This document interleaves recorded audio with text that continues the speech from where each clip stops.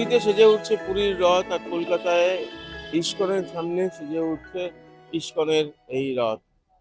এবং কি কি হতে চলেছে, কি হবে, মেলা হবে কি, উদ্বোধনের সমস্ত কিছু জানিয়ে দিলেন সাংবাদিক সম্মেলন করে ইস্কনের কর্তৃপক্ষ।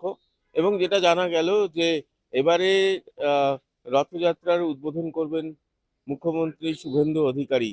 এবং কোন কোন রাস্তা দিয়ে যাবে এই রথযাত্রা, কতদিন চলবে, সমস্তটাই সাংবাদিক সম্মেলন করে জানালেন ইসকনের কর্তৃপক্ষ।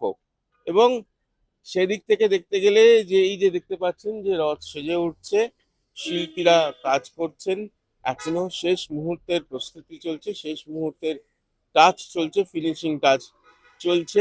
কিছুক্ষণ কয়েক ঘন্টার মধ্যেই পুরোপুরি সজ্জা, রথের সজ্জা সম্পূর্ণ হবে এবং তারপরেই এই রথ নিয়ে যাওয়া হবে একেবারে যে মাসির বাড়ি, যেখানে ময়দানে, যেখানে, এবং সেটা তার যে রুট ম্যাপ, সেই রুট ম্যাপও আজকে সাংবাদিক সম্মেলনে ঘোষণা করে দেওয়া হলো। রিক্তমের সঙ্গে প্রীতম দে, এই সময় লাইভ।